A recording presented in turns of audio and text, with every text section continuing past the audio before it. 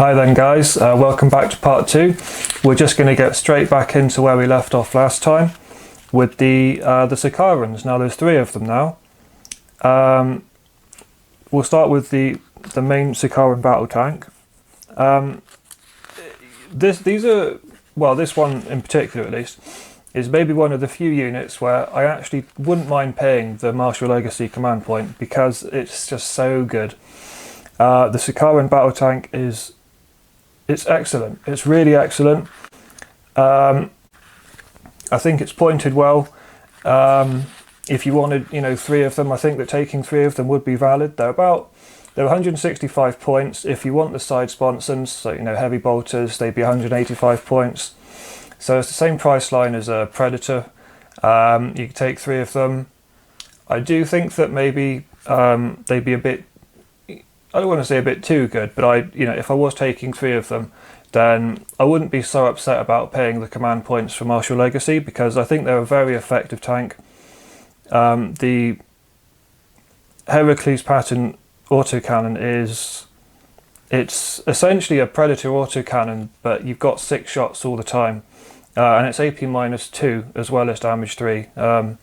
So it's better than a normal Predator autocannon, which is 2d3. AP -1, damage 3.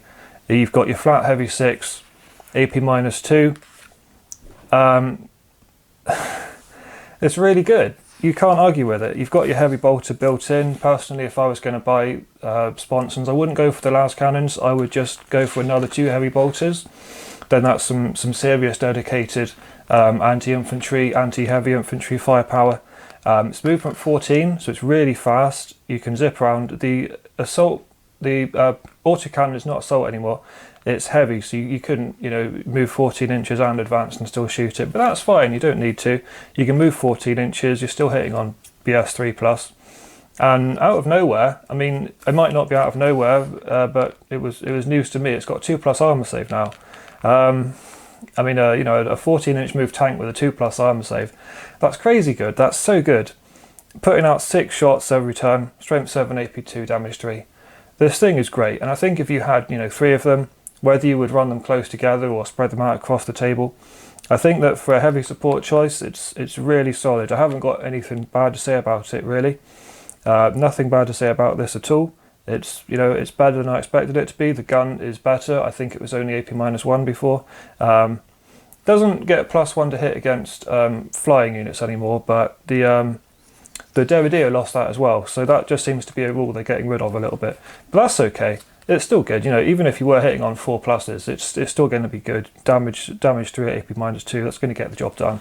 Yeah, the 2+ armor saver. It's a surprise, but it's really nice. The Venator. Now the Venator is a big change from the last edition, and it's a really good change. Last time it was some stupid chaos weapon they've made up. It was some nonsense they just made up for the sake of it. It was 1 shot, heavy 1, and it worked by rolling 3d6 and comparing it to the target's leadership. And if you beat the leadership, then you wounded them. It was just rubbish. And even then, it was only, I don't know, maybe 2d6 damage or something. And compared to the Imperial one, which I think got 3 shots every time at strength 12, AP -4.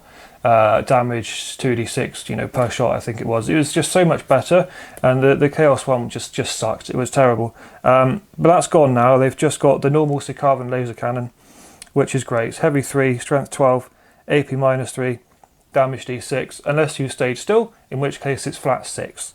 Again, combined with the 14-inch movement if you needed it. Obviously with this you want to stay still, but sitting still, you got 14 wounds and a 2+ armor save. 3 shots every turn, strength 12, damage 6. Oof, that's really good. Now, it's not in this book, but the Chaos, as per the FAQ, do have access to the Laser Destroyer Vindicator. That is also heavy 3, strength 10, if not 12, and flat damage 6. So, whether you took this or the Vindicator, this has a 2+ armor save, but the Vindicator would be toughness 8. Because it's not in this book, I don't know how much it costs. I think it's about the same. So, Venator or the Laser Destroyer Vindicator, I think might be a bit of a choice for you.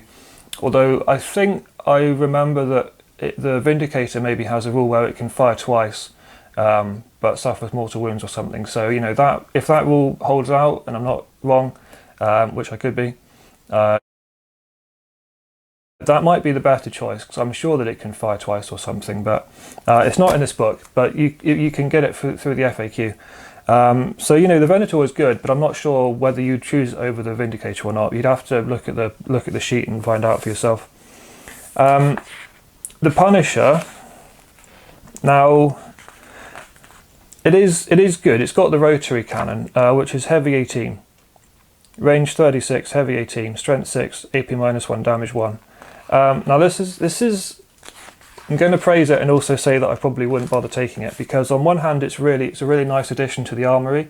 As a Chaos player, I've tended to feel that my armies have struggled with mass small arms firepower. I know that Space Marines tend to have bolters just stacked on top of bolters, literally stacked and stacked on top of bolters in rows of 6 and stuff, and they've got assault bolters stuck on people's shoulders, and they've just got bolters everywhere.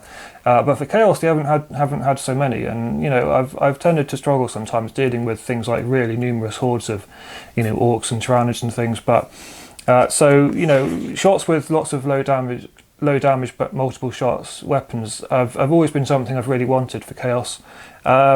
But in a lot of ways, my prayers were already answered. 2 years ago now with the chain cannons.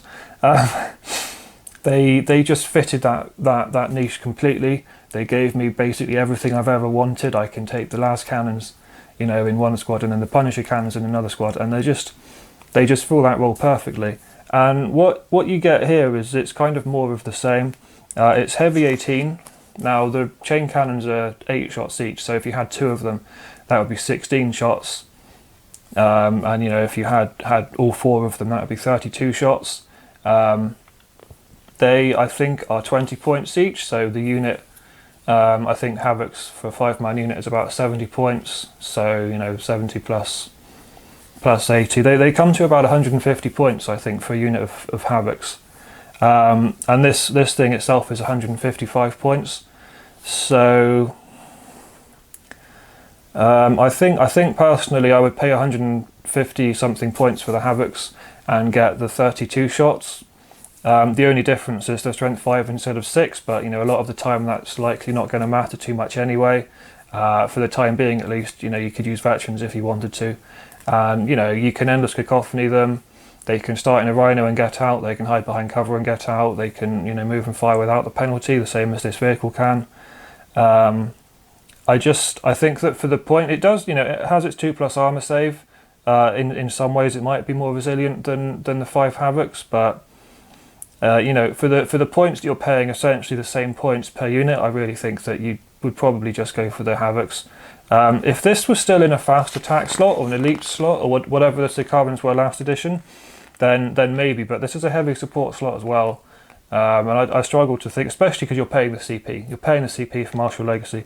I really struggle to see why you would take this version over the chain cannons. However, if you don't have access to those chain cannons, if you don't like to use third-party models, and you just haven't bought that many single chain cannon models from Games Workshop, then you might not even have the chain cannons necessary, and this might be a better option for you. It's up to you, but I'm definitely going to stick to my chain cannons for this one. Unless anything changes next edition, it could massively change next time. This is going to obviously stay the same by the time the next Chaos Spaceman Codex comes out, so this might end up being a better option, but for now I think Havoc's. Now the Rapier Carrier. This is something that I liked last edition. It was good. I didn't use it too often because they always had a problem with survivability. They were about 85, 100 points each.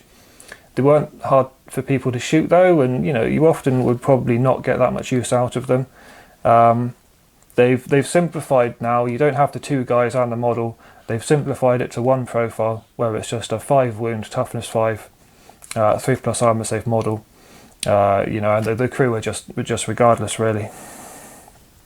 That's also simplified it in the sense that it is a vehicle.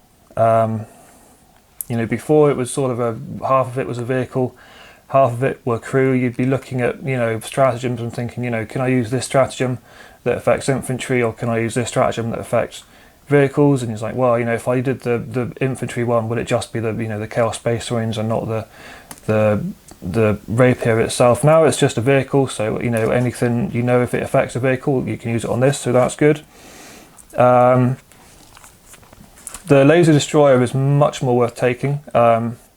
I'll probably mention this a bit more when we get to the Spartan, but the laser destroyer is a legitimate choice now. It wasn't, in my opinion. It was one shot last edition, one shot, which was damage d6 on a 1, damage 2d6 on a 2 to 4 or 2 to 5, and on a 5 or a 6 or just a 6.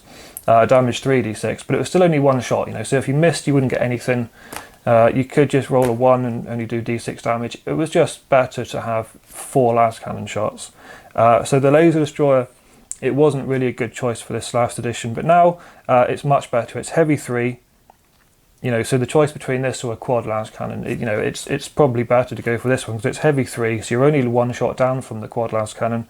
Strength 10, AP -4, and d3 plus 3 damage. So it's definitely a solid, a really good choice worth taking now.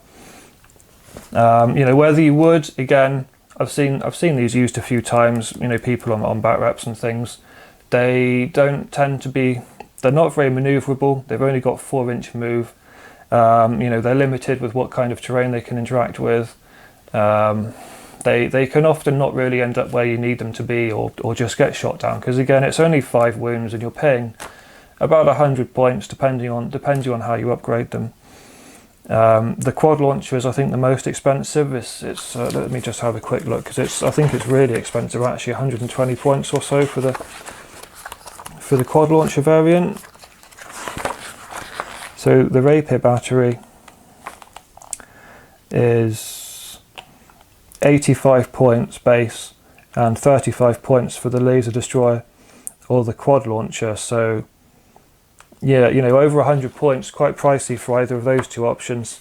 But you know, I think the best option, and the main one that people take, the main one that I liked, and the main one that I think is the best one to go for, is just a quad heavy bolter, because, you know, 85 points for 12 shots at strength 5, AP -1, damage 2. That's really good. That's as good as you're going to get it. You know, that's cheaper than taking you know, a squad of Havocs with 4 heavy bolters or something, for example. You know, 85 points for 12 heavy bolter shots, that's really good. And you know, when it's that many shots at that cheap, I think you could take this. You know, you could use the terrain to your advantage, maybe have it out of line of sight from a certain position, but make sure that if anybody comes within a certain area of the board, it can then shoot. Like you know, if you position it more like a turret in a video game, where it was set somewhere fairly safe, but able to just open fire on something if it entered its line of fire, in a more defensive manner than an offensive manner, is what I'm trying to say. I think it could be quite good, but at the end of the day, if you try to put this out in the open, you've got a good chance of just being shot down before it really does anything, especially if you end up going second. So, you know, you have to be careful, but, you know, yeah, for 85 points, it's a good 85 points. The main shame about it is that it's a unit size of 1 now. It used to be 1 to 3. Now it's just 1. But you don't have to pay a CP. It's not Martial Legacy. So if you want a bunch of heavy bolters just crammed into your list, and you've got 85 points, or, you know, enough for a couple of them, I think that this is definitely a good choice. I think it's definitely a good choice to go for. Okay, now the Termite. Now, if you'd watched my Death Guard videos, I've mentioned this a few times in there, and it's definitely a good choice. I'm liking it more than the Dreadclaw these days, because it can't come up turn 1, but you can at least get out on the turn that you arrive, which means you don't have to sit around waiting to get shot at. You don't have to worry about people moving away. It is expensive. It's more expensive than a Dreadclaw. I think that it's actually a good chunk of points, but I think that for the advantages that you get over a Dreadclaw, it is worth it. Yeah, oh, it's 180 points. So 180 points, that's a lot of points. I don't think you're going to have more than one of these in your army. It's not like you're going to have 2 or 3 of them come on to really transport troops onto the board. You're definitely going to dedicate this to an important unit if you take it at all. But for 180 points, it seems like a lot, but you are getting toughness 8 with 14 wounds. Toughness 8 is good. Deep striking in, you're going to get it where you want it. Your guys can get out immediately, and it has a transport capacity of 12. So if you could have a full 10-man squad plus a couple of characters, that's really good. So I think that I could potentially put maybe 10 chosen in it, and characters for some rerolls, or maybe a combat squad. I'm normally a fan of taking a sorcerer with combat squads, because whether you're playing Chaos Space Marines or Death Guard, taking things like Prescience for +1 to hit is always good for Chaos Space Marines. Or if you were popping out something like a chosen squad full of melted guns, again getting +1 to hit is really useful if you've got the Chaos Lord for the rerolls. 2's rerolling 1s at that point, you'd really make sure you got those those 6 melted guns or those 6 plasma guns right where they needed to go. So I think that it is a good choice if you really want to dedicate something, or even if even combat units like Berserkers would be fine coming out of this, with maybe an Exalted Champion and a Lord in the same place. I've said with the Death Guard it would be good for a 10-man unit of the melee weapon style Plague Marines, because they have to be 10 men to get access to all the weapons. So unlike a Rhino or something, you could get all 10 Plague Marines in this, plus appropriate characters, whatever you wanted. I recommended a Biologus Putrefier because of the mortal wounds and blight grenade potential, but it could be anything. And I think they've nerfed some abilities. I think the Termite Drill's not as great as it was. It's only got 3 attacks now with weapon skill 4+, but it would be strength 14, AP -4 damage, D3 +3, or D3 +6 if you're attacking a vehicle. So not a great chance of getting many hits, but if you did, they're gonna sting. And the best thing about this is it essentially has 5 melter guns, range 12, heavy 5, strength 8, AP -4, damage D6. So if you had let's say a unit of chosen between 6 to 10, because you can have 6 melter guns within a chosen squad. You can have 5. You can have 4 guys with 1. Then you can give a 5th guy 1. Then you can have a 6th guy with a combi melter, the champion, obviously. So you can have 6 per chosen squad. If you had then maybe say a sorcerer for prescience and a lord for reroll 1s to hit, you could really make sure that you just melted something off the table. It's really good. I don't have one yet. It's definitely something I would like to get, because mainly just again, unlike a Dreadclaw, you don't have to sit and wait. You don't have to sit and wait to get shot or something. You can just do it straight away on the turn you come down, get straight out. That's a really useful rule. I think that it definitely, it makes it in some ways more useful than the Dreadclaw, but that's only 115 points. This would set you back 180. So it's really, I think it's whether you want to dedicate that many points to a transport. If it was a game-winning plan, if it was something you're really counting on, then you might want to do it. I'm quite fond of overcompensating myself, sort of overcommitting to one job, and then it either works really well or doesn't, and you lose. But that's a choice. Now, this is exciting. This is really exciting. I unfortunately don't have any painted that I could put out, but we're getting now to the Hell Talons and the Hell Blades. I've been waiting to use these for a long time, a couple of editions I think. They were an interesting choice last edition, but ultimately no good. They did, well, let me get to the Hellblade in a minute. I'll start with the Hell Talon first. I'll start talking about it at the same time and get confused. So we'll start with the Hell Talon. So the Hell Talon is the larger of the two. It's a bomber rather than a fighter. It's reasonably tough. It's toughness 7 with 14 wounds, and if it was in combat with anything, it would have 6 attacks. So for a flyer, that's a fairly beefy profile, I think, with 14 wounds and a 3+ armor save. That's pretty decent for a flyer. It's -1 to hit, obviously. And one of the good things about both of these flyers is they've got the Baleful Aberration rule, which gives them a 5+ invulnerable save. Now, there aren't too many flyers that have invulnerable saves. This is really useful to have, because a lot of people, when they try to shoot down aircraft, they will dedicate specific things to it. They'll really hit it with something like the that Derridio air defense missile that I talked about in the last video.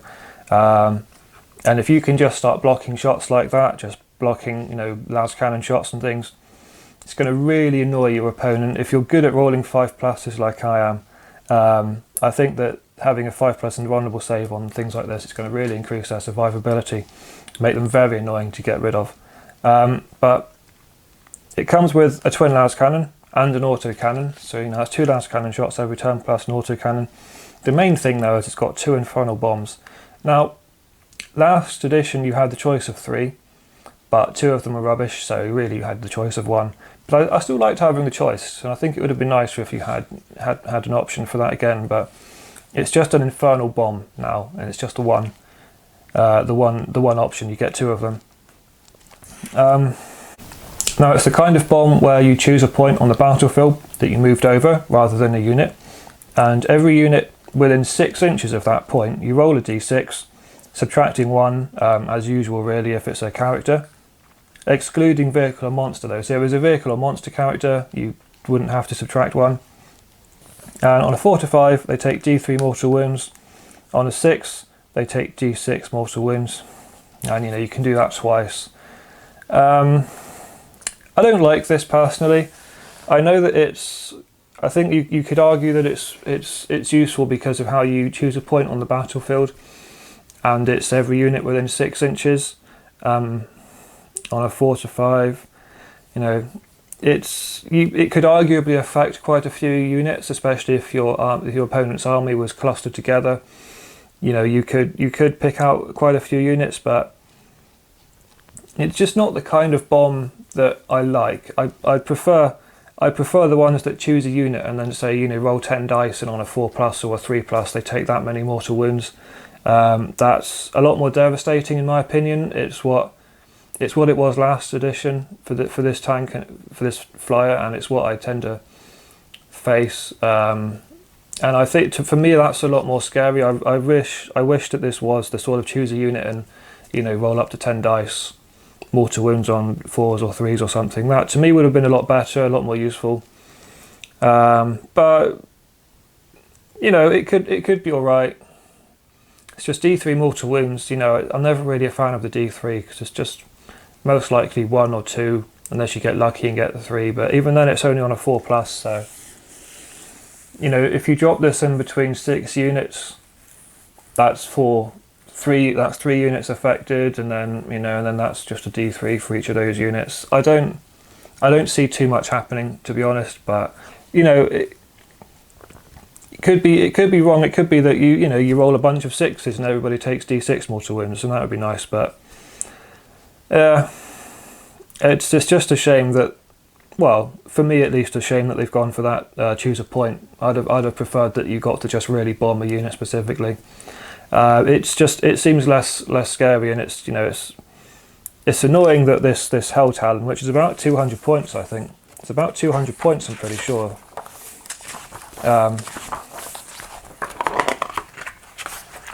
I should have a bookmark for doing this or something. I really should. Yeah, it's 210 points, and it's irritating that this for me, it's a big model, it's 210 points.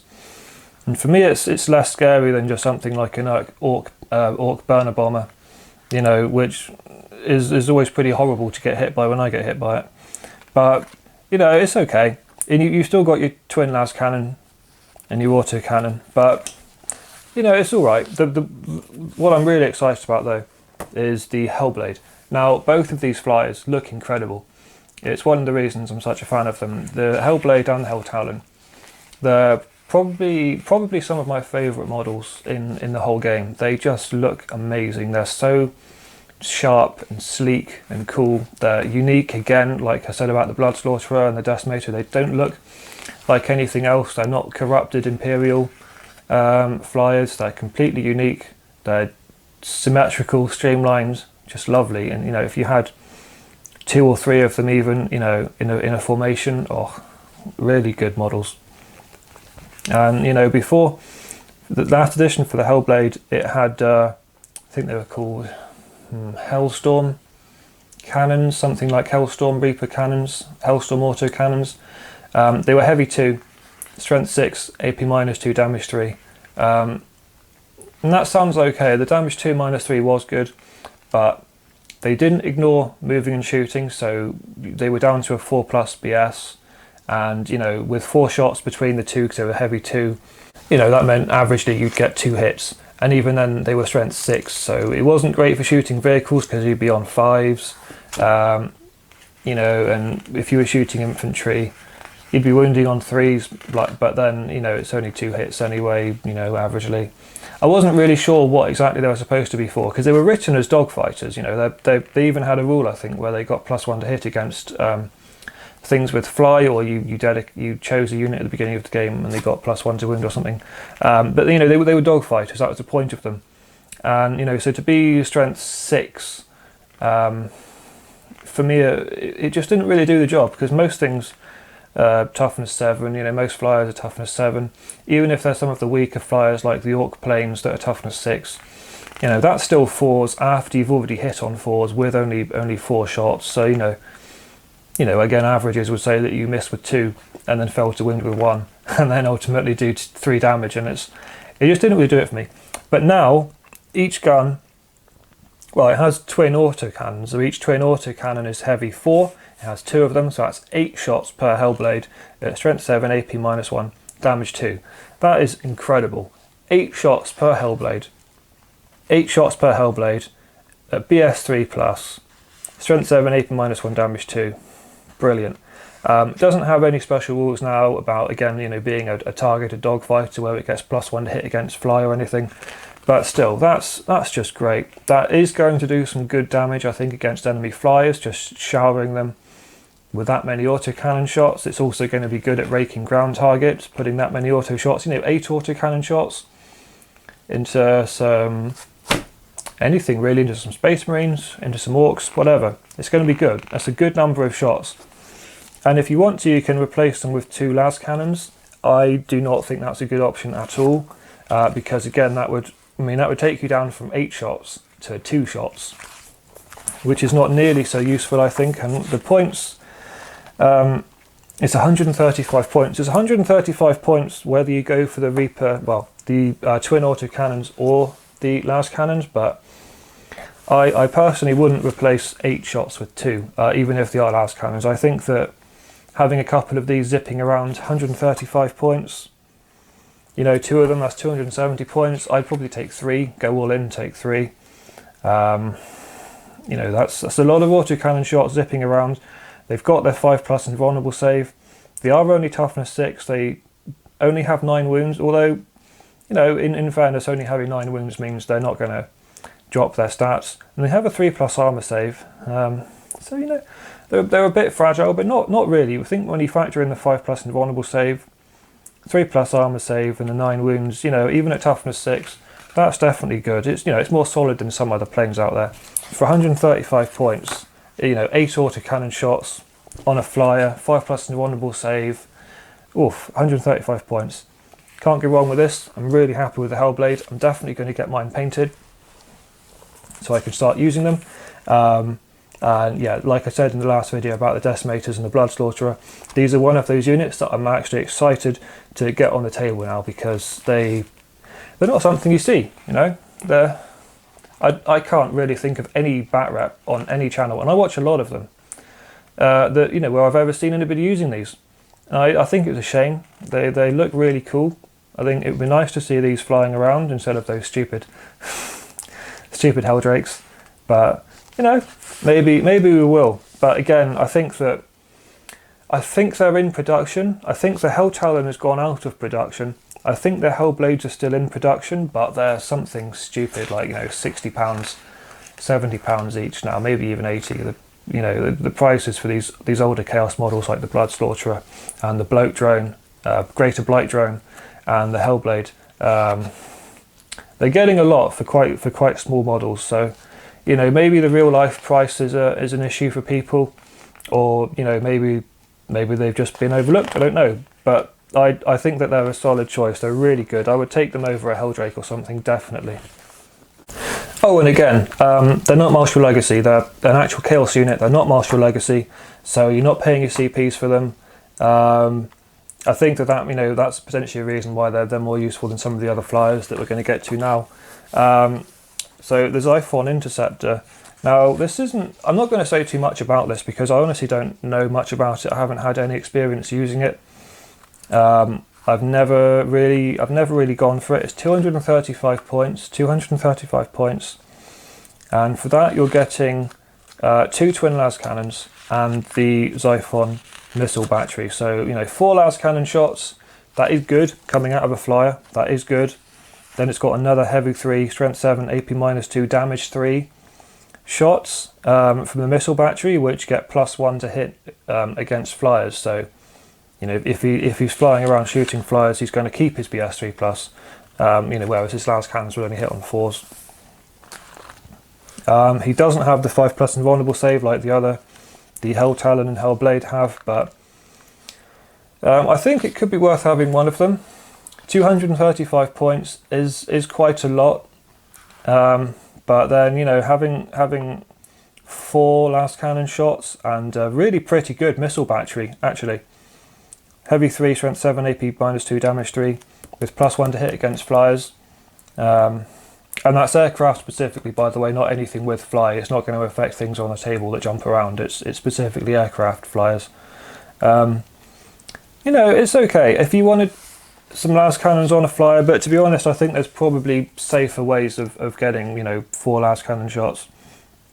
Because it ultimately, flyers aren't that tough to shoot down most of the time. It's got 12 wounds at toughness 7 and a 3+ save.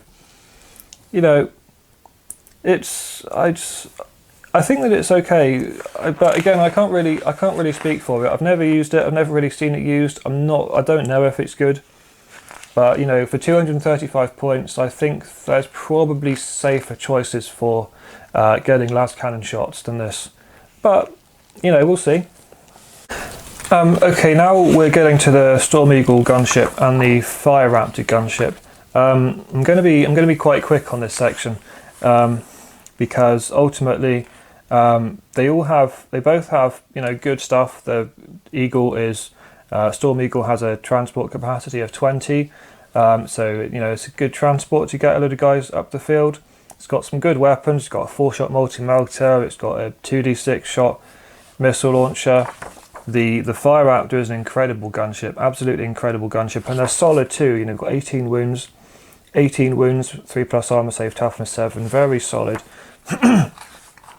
Fire Raptor, you know, if you gave it the 2 quad heavy bolters, that would be 24 shots coming off of this thing.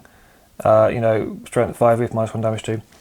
24 shots is crazy coming off of this thing. 12 shots per sponson. Then the Avenger bolt cannon itself, heavy 10, strength 6, AP -2, damage 2. You know, horrific firepower, and it's got missile, strength 8, AP -3, damage 3. All las cannons, depending on what you want to do. Loads of really good firepower, but ultimately, all I've really got to say about these is they're too expensive. They're too expensive. They start off at over 300 points. They're 400 points by the time you've done upgrades, at least. They're too expensive. I don't recommend them. They were too expensive last edition. Then they put them down and people took Fire Raptors again, and then they put them back up. It's a unit that, you know, they seem to have created a bit of a monster where they've got a very powerful unit that they sort of realise if they point you know, accurately, nicely, fairly, you know, to the player, then it might be a bit too good. But you know, the other option to that is they overpoint it and kind of make it a dud option. It's an unfortunate position to be in. I feel like it's just got too many guns. You know, I'd like it to be pointed cheaper and, you know, viable to be taken. I don't think that it's necessarily broken, that it would, you know, destroy balance or anything. But for the moment, I don't recommend paying 400 points for this thing. I don't recommend it at all if you're paying 2,000 points even, never mind 1750 or 1850 or 1500 or something. It's too many points to just dump on this lump. It will be shot down turn 1. No one, even at -1 to hit, nobody's going to have much of a trouble getting 18 wounds off of this thing, just getting rid of it turn 1. And then you're 400 points down, plus, if it's the Storm Eagle, whatever you had inside it is stranded now probably. You got to pay a CP as well. They're just too expensive. I would not trust 400 points for this thing. You've probably seen it on bat reps and things already. I certainly have seen somebody pay 400 points for it and then it just gets blown up turn 1. And that's, when you get a blow like that, it almost decides the game, because it's just such a big deal. I can't justify or recommend 400 points for these things. So that's all I'm really going to say on this, to be honest. They're good. You've got good guns. They do a lot of work, but too expensive. This is where it gets interesting, because now we get to the brass Scorpion. This is a unit that I'm very excited to come back. I'm pleased to report it's actually worthwhile. It's usable, just actually usable for once. I spent last edition completely unusable. Started off at about 700 points, 750 points, dropped down, a couple of points every chapter approved, 700, 650, 600, 550, got down to about 550 I think at the cheapest, then went back up again to 650, and it's been trashed the whole time, because it's this giant model here, absolute giant model. It's huge. If you compare it to a knight or something, the sheer size of this thing, it's massive. And but the problem was it only had 20 wounds. They only had 20 wounds, and you can't hide it. There's no real terrain. That even if it's tall enough, it's normally not wide enough. You just can't hide it anywhere. It's so much bigger than a knight for it to have 4 wounds less at just 20. It was crazy. I don't understand what they were thinking when they wrote those rules the first time. I really don't. It's massive, and the trouble is it had really good guns, and it was, I think, because of those good guns that it was lumped with that price tag. Because on the other hand, if you did lower the points because of the survivability wasn't great, then it might get a bit too good because of the offensive power it had. So it was in an unfortunate position. Now though, it's back to 550 points, a very good price for this thing. That's about the same as most knights and other super heavy units like that. But it's got 28 wounds now. 28 wounds, not 24, 28. Absolutely brilliant, and it's still toughness 8, 3+ save. Very, very happy for this. This is great. Now they have toned down the guns a bit. So the Soul Shatter Bombard, I think it was called, that's just a demolisher cannon now, which means it is now it's still range 24 heavy d6, of course, but it used to be strength 12. Now it's strength 10, and it used to have a rule that made it 2d6 damage against vehicles and monsters. It now doesn't have that, so that's, I guess, some points shaved off. And also the Scorpion cannon, it used to be strength 6 damage 2, I'm pretty sure. It's now strength 5 damage 1, heavy 15 though, so it's still pretty good. One nice buff that shouldn't be overlooked is that the Helmore flame cannons are now assault d6 instead of pistol d6. So that is essentially 2d6 because it's got 2 of them. 2d6 shots at strength 8, AP -2, damage 1, and they auto hit because they're super flamers basically. Now these used to be pistols, which meant that you couldn't really shoot them, because if you shot the pistols, you weren't able to shoot anything else. If you shot a pistol or another weapon, you couldn't shoot pistols and other weapons. So you would never really use them. They just go to waste because you would always want to use the Soul Shatter Bombard and Scorpion Cannon. But now you can use all 3 because they're an assault weapon. That's great. It's still strength 16. It's strength 8 base times 2 to 16. AP -4, damage 6. So it's 6 attacks. So it's absolutely brutal. And even though its stats degrade, doesn't lose attacks. Always got 6 attacks and it doesn't lose its strength. It's always strength 16. It's always got 6 attacks. The main thing that changes is its weapon skill goes down. So, you'll be hitting less, but it's a really good D-grade table actually, because even it starts at movement 12, only goes down to an 8. Often these things drop significantly and end up 3 inches or something, but it's still going to be movement 8. Oh, it's so good. It kept the 3d6 inch charge. You roll an additional d6 each time. You don't choose the highest. You roll 3 dice, choose all the results, all 3 dice, added together, and ignores any modifiers. So this thing is going to just surge across the battlefield. This is so good. It's just, I can't believe it. It's such a good unit now. Oh, and the Hellcrusher claws have a sweep attack now, because of course this doesn't stomp like a knight would have its titanic feet, but it can sweep, which would be 3 attacks for each one. Well, 3 hit rolls for each attack, so that would be 18 attacks. 18 attacks at strength 8, AP -2, damage 2. So it's not even D3, it's damage 2. This is incredible. This is so good, and not only that, but it's a bit naughty. In some ways, last edition, it was shafted. I'm going to say it was shafted. It had this ridiculous rule where it was initially in the actual publication, it had a rule called Runes of the Blood God, where it had some kind of psychic defense. I think it was immune to mortal wounds caused by psychic powers, or could deny mortal wounds caused by psychic powers on a 2+ or something. But then inexplicably they put out an FAQ which removed that rule, because it said, remove the text and replace it with this, and it said it could not be targeted by friendly psychic powers. Not enemy psychic powers, friendly psychic powers.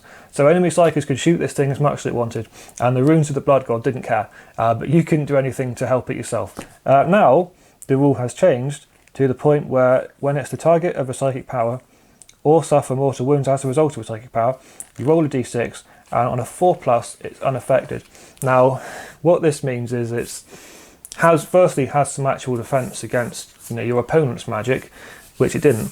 But now it means that there's a 50% chance you can cast your own spells on it. So last edition, there was no chance of you getting something like Warp Time off from this thing, or Warp Time and Prescience, or whatever. Now you've got a 50-50 chance. If you roll a 1, 2, or a 3, you can Warp Time it and shoot it across the board. Brilliant, absolutely brilliant. I'm so happy about this, because it's such a great model too. It's one of the best models they do. It's one of the best models Forge World do. There's nothing like it for the Imperium or even Xenos. Everybody likes it. Even if you don't play Chaos, everybody likes this model. It's sleek. Mine looks like trash because I was carrying it on a tray, and it slipped off the tray, and I made the split-second decision to catch it by sort of thrusting myself forwards and crushing it between my stomach and the wall. So mine's a bit beaten up at the minute. You can see some breakage on it and stuff, but in theory it's a very sleek. Just these plates, the armor plating. It's so good. It's such an excellent model. I'm really happy that it's actually good now. I'm going to leave it there because I could go on all day about this. I'm just so happy that it's an actual usable model again. It's brilliant. It's so good. Having calmed down a little bit now, there is one thing I should mention, especially because we're moving on to the Typhon and that sort of thing now. Being a super heavy auxiliary, it is going to cost you 3 command points, unfortunately. It's also not going to benefit from your army traits, so if you were playing World Eaters, for example. Now, obviously, as a Chaos Space Marines player, most of your things don't benefit from your Legion traits anyway. Hopefully that's going to change by the time the next Codex comes out. I think it's an absolute joke.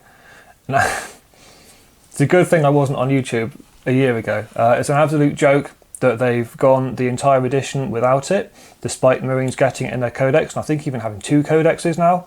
Put out with where their chapter tactics affect everything.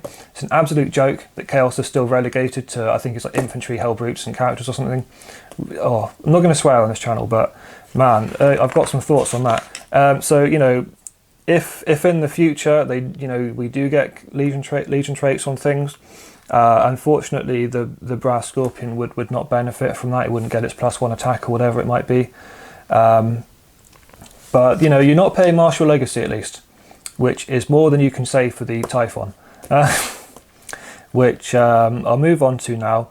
It will cost you 4 command points to take this, and this is where I start to get really angry about all of these new limitations, because already it's initially I was excited to have this back, because this is one of those units where last edition Games Workshop gave all the big super heavy units, from Demon Lords to super heavy units, this massive price hike for no reason. They were like, oh, what they cost, double it.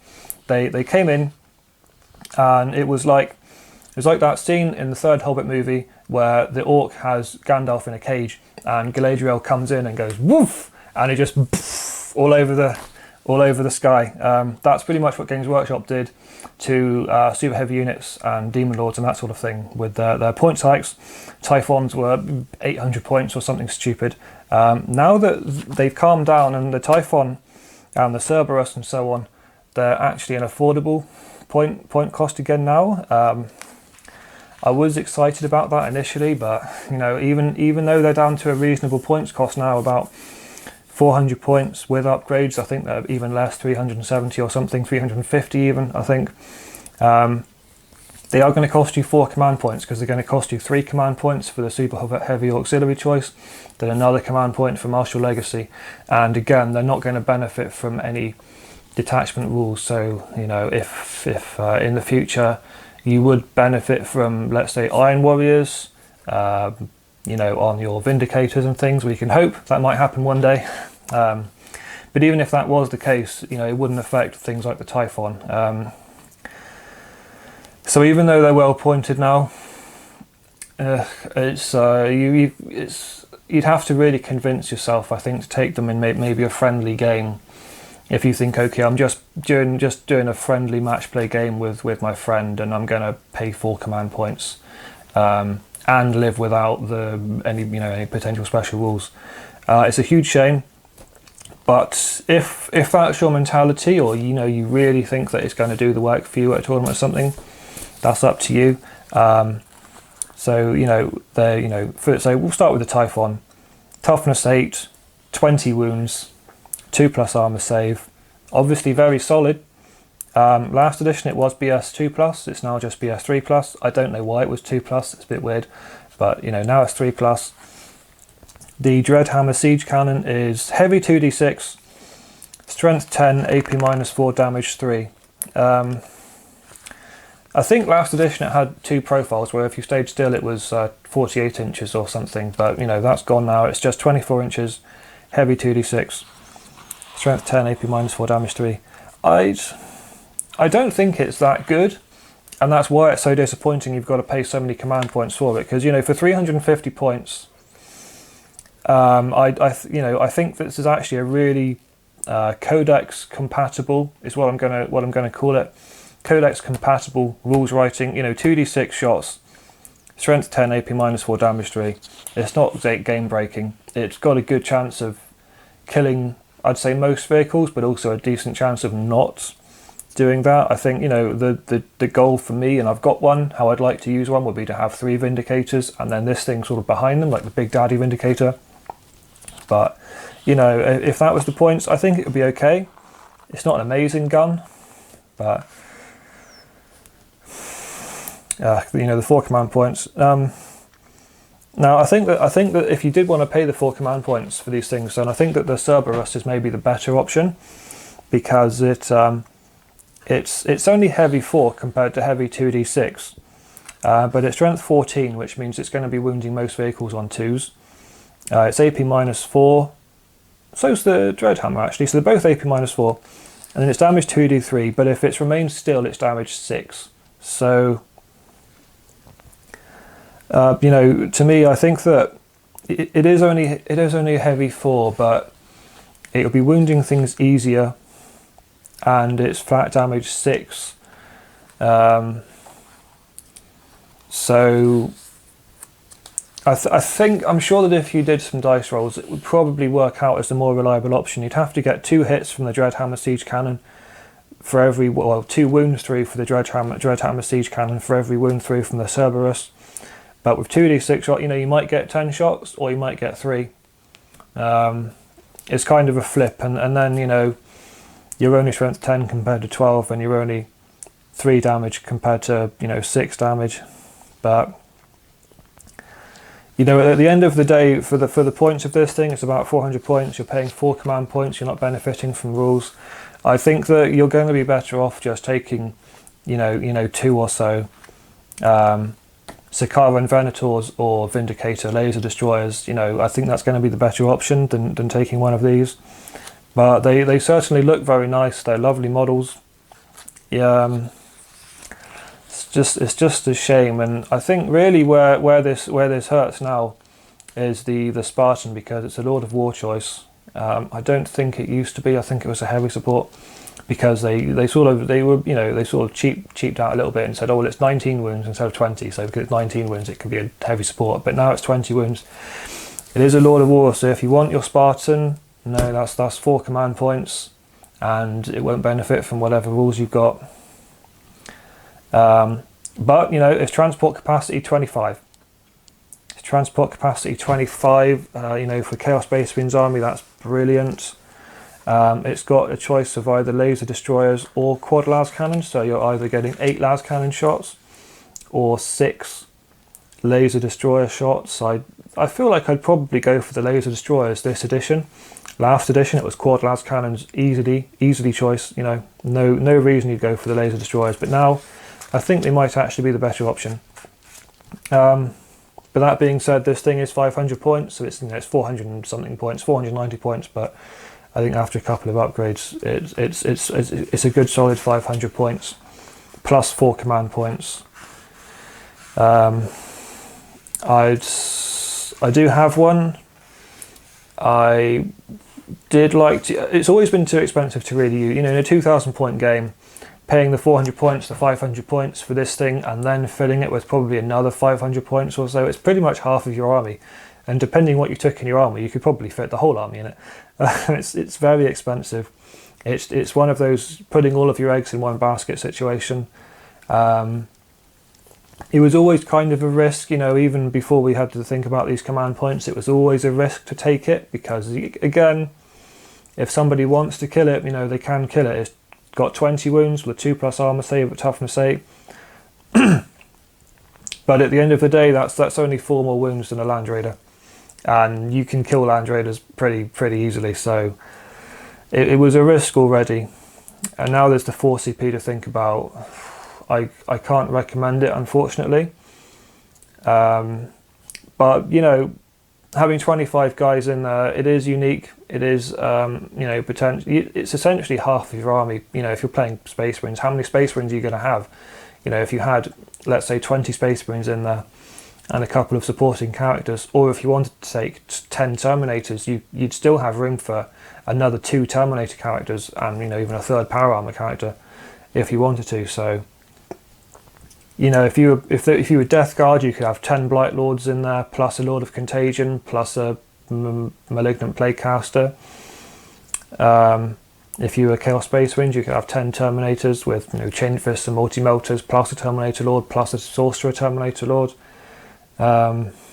You could have 3 Obliterators in there, plus a Terminator Lord, Terminator Sorcerer Lord, whatever you wanted. I wouldn't bother, because they can deep strike, but so can the Terminators. So I guess arguably, you could do. I think I would go for normal infantry, because one thing I quite like to do, or did, I guess, on the few times I use this, is put in units of 5.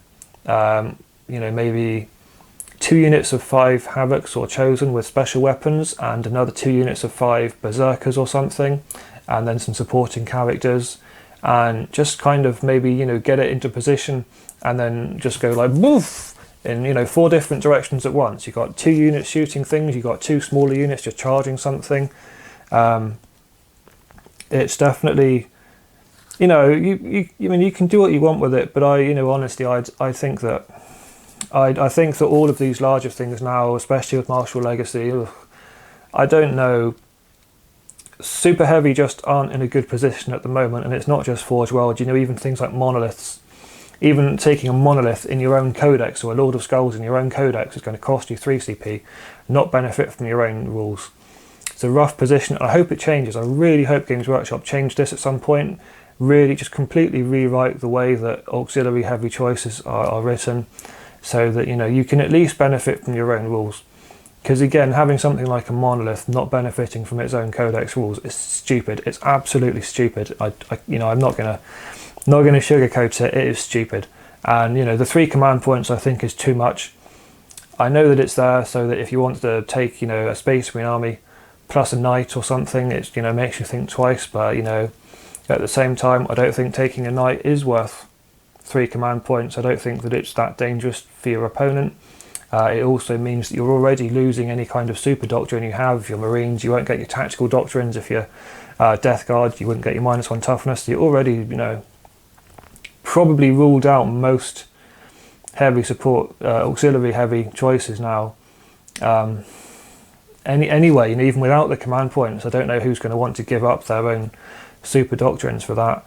But that's another issue. I might do a whole video on that another time. Right, and last on this page, the Khitan Ravager, formerly the cheaper and better alternative to the Brass Scorpion. It's still a slightly cheaper alternative at 400 and a bit points, 440 points compared to 550, but it's not necessarily better. The Brass Scorpion now that it's got its improved stats, this thing is not such an auto must take over the Brass Scorpion. But that being said, it's very good. It got a wound buff. It was 22 wounds before, so again, even though it's the size of a knight, it was 2 wounds less for some reason. Now it's 26 wounds, so it's even slightly more survivable than a knight. 26 wounds, strength 8, toughness 8, weapon skill 3+, 5 attacks. Brilliant, really solid stat line. Again, the attacks and the strength stay the same. It's just the movement, weapon skill and ballistic skill that change. The Khitan Gatling Cannon is the same, hasn't changed at all. And the cleaver, it's still strength 16, AP -4, damage 6. So I think that's the same as it was. No, it was strength 20 because it's strength 10 base. Don't need to be strength 20 though. Don't need to be strength 20 for anything. Being strength 16 is plenty good enough. So that's essentially the same. But now the slash attack is better because instead of being D3 damage, it's flat damage 2. So you would have in effect 15 attacks at strength 8, AP -2, damage 2. I mean, that's brilliant, isn't it? That's going to cleave through whole units of Marines. It did lose its Battle Strider, Battle Walker rule, where it could advance 2d6 inches, but you're likely not going to want to advance with this anyway, to be honest, because you're going to be wanting to get it into combat, or at least shoot with the Gatling cannon on the way in there. So that's not a big loss. Overall, I think this is a really good choice still. I've only used one a couple times. I haven't had good results with it on either of those occasions. But that's not put me off how good it could be, because 440 points, that's cheap. That's cheaper than a knight. I don't know how much a combat knight like a Gallant costs, but this is very cheap, 440 points. You're getting 5 attacks, hitting on 3s, wounding on 2s, AP -4, damage 6, or 15 attacks, hitting on 3s, wounding on 3s or 2s, AP -2, damage 2. Brilliant. And the reason that the Khitan Ravager is so good, in my opinion, compared to something like a knight, similar to the Brass Scorpion, is being a demon engine. It's of course susceptible to all of the buffs available to demon engines. Now, you're not going to have it hanging around a Master of Possession to buff his invulnerable save within a 6-inch aura, or give him the reroll ones to hit and wound or anything like that. But it does mean that he will be you can at least demon forge him. And you have this thing running in there, whether it's 5 heavy attacks or 15 lighter attacks. Putting Demon Forge on him, it's only 1 CP, even though it's a super heavy. Rerolling your hits and wounds, it's incredible. You can't beat it. I've got almost no doubts that if if Demon Forge stays like it is in the next codex, it will most likely be something where it costs either 1 CP and then 2 CP for, you know, units with a certain wound size, or even 2 CP base and then 3 CP for something like this. Because you know, getting a super heavy like a Brass Scorpion or a Khitan, re-rolling all of its hits and wounds for 1 CP, that definitely feels like the kind of 8th edition. The kind of 8th edition thing that they're changing now in 9th. If you look at things like Cloud of Flies for the Death Guard, or the Destroyer elimination protocols, I think it is. You know, all of those sorts of things that were 1 CP and too good are sort of getting nerfed slowly. So no doubt that's going to change, but for now at least, really, really good. And I do think that the demon engines, like taking a Khitan over something like a Chaos Knight, is worth it, because the bonuses you get for being a demon engine, you know, the synergy it's great. It's really worth it. I'm glad that he wasn't nerfed. You know, I'm glad that he's still good. I think that some people think they look silly. I guess they are silly, but they look really cool. They really do look good. I'm glad that it's still fine. And it can declare a charge on the turn that it falls back. I don't think that the Brass Scorpion... Oh, it can. It can. Okay, so they can both charge in the turn they fell back. I feel like that's a newer rule. I feel like before they could definitely shoot units that they were either in combat with or units that were out of combat, but I don't think that they could actually charge things they fell back from, because they had a different rule called Chaos Battle Engine or Chaos Battle Walker or something, which was similar to the Knight rule that the Imperial Knights had, but it wasn't quite as good. I think it let them just shoot and not fall back. So I think being able to fall back and charge another unit is a new buff, I think. Anyway, there's still a lot more to get through, so I'll finish that here for tonight. I feel like this is probably at least an hour long already. You know, so thanks again, and I will do part 3 as soon as I can. I don't know whether it will be just part 3 or whether I'll do a part 4 as well. I'm not so keen to talk about the Knights because I'm not interested in them and I don't know much about them, so I might skip them and just go straight on, finish off these last few vehicles and go straight on to the demons, but we'll see. And I'm not sure yet whether I'm going to talk about Legends, but I might talk about Legends as well if I print off some sheets. Anyway, thank you, and hopefully I will see you in part 3. You know, you could fit 3 obliterators in it if you wanted to. I'm not sure that I would. I think that, you know, them deep striking by themselves is fine. There's not really much point seeing as this has to come on turn 2 anyway. I don't really see any point in putting things like obliterators in this, because or terminators or jump pack infantry, because they oh no, never mind. Never mind. I'll just cut that bit. Fuck it. Just cut that bit. Just read that you can't transport them anyway. Yeah.